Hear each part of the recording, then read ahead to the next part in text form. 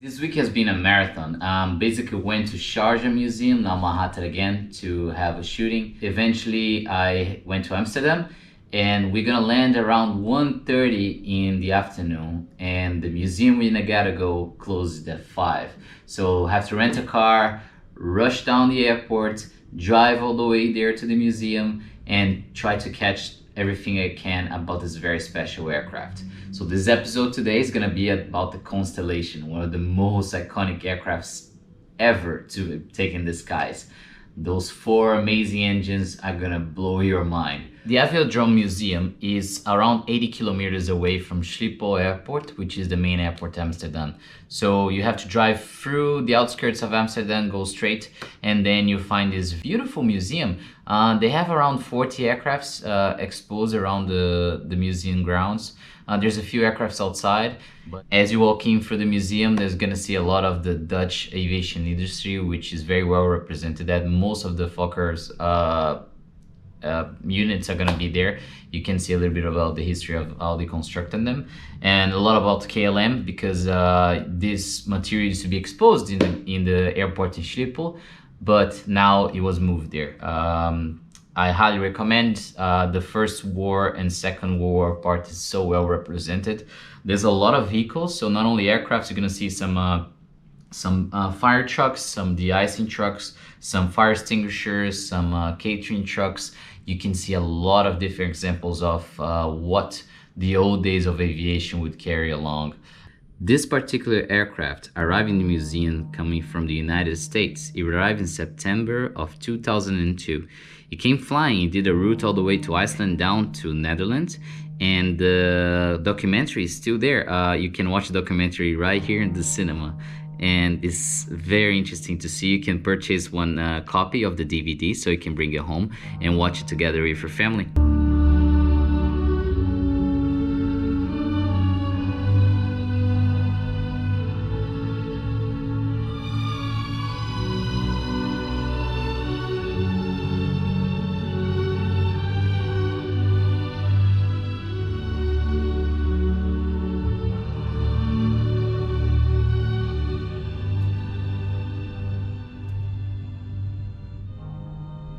Eerst wordt er koers gezet naar Texas via de stops Fort Worth en Denton.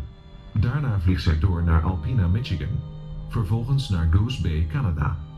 Na een grondige inspectie zal ze van daaruit een grote oversteek over de Atlantische Oceaan maken naar IJsland. Van daaruit zet de Connie... Okay, so 2 hours ago, I was landing in Schiphol Airport, which is 80 kilometers away from here. And I cannot believe I'm right here. Lockheed was a small company compared with Douglas Curtis and Boeing, which had so many contracts with the US government, and Lockheed was just a small timer. These manufacturers that were fighting for contracts with the US Army and Air Forces. They eventually met a billionaire full of passion for aviation and a huge idea of taking over the commercial aviation forever. His name was Howard Hughes, and he made a contract with Lockheed, almost a secret contract, that he asked for loyalty, so they could only sell the first Constellation for another airline after TWA had 35 of them. The US government got the first aircrafts. They had 22 of those that operated during the Second World War. The contract for the rest of them never really arrived because the war ended. Let's go back how amazing this project is. So this is 4 huge 18-cylinder engines. This aircraft had de-icing on its surface. It's a technology that at that time was amazing. And can you believe it flew faster than a fighter at that time? So this commercial aircraft could carry people with all the luxury possible and still be faster than a fighter plane. After the Second World War, there was no aircraft before the jet era that captivated so much of the imagination. The pristine condition that the whole museum sets on the Connie is amazing. So they have this amazing stairs going up into the aircraft. One of the reasons I find that this aircraft is like going full circle, it's because Howard Hughes during 1944 borrowed one of the first Constellations, painted on a TWA color, flew across country to show off the new colors on this new beautiful aircraft. one of the Wright brothers to do his last flight ever. So Howard Hughes had Orville Wright as his co-pilot on this amazing cross-country tour with the Constellation. This is actually an aviation time machine.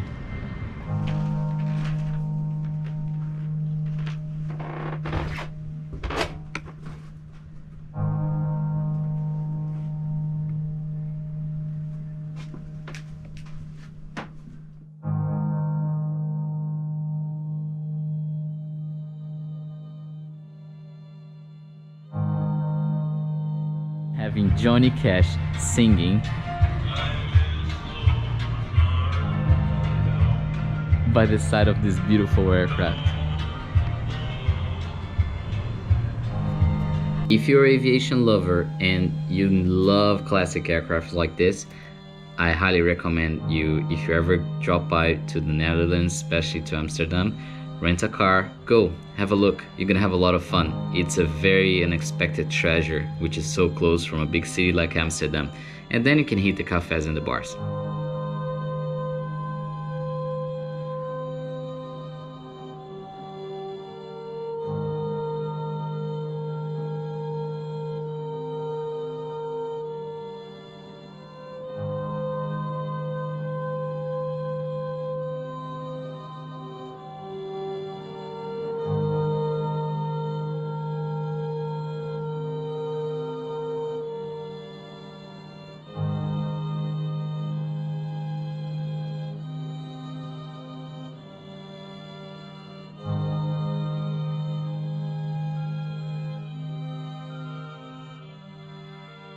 Die erste Sache, an die ich mich erinnern kann, ist, wie ich von meiner Mutter an Silvester eine Wunderkerze bekommen habe. Der Himmel war voll mit Raketen und Feuerwerkskörpern, die explodiert sind und sprühten, und es war laut. Aber ich hatte keine Angst, sondern habe meine Wunderkerze in den dunklen Himmel gehalten und wie wahnsinnig geschüttelt.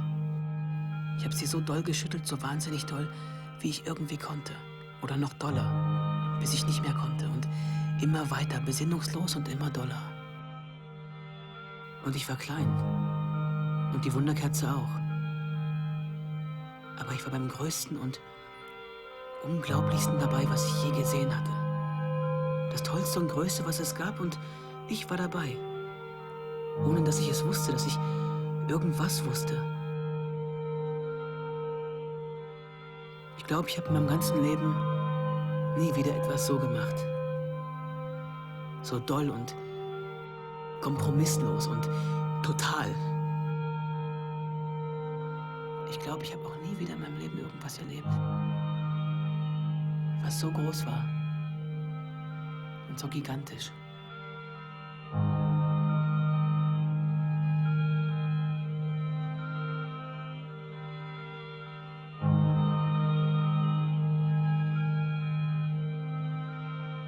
Wie spät ist es eigentlich?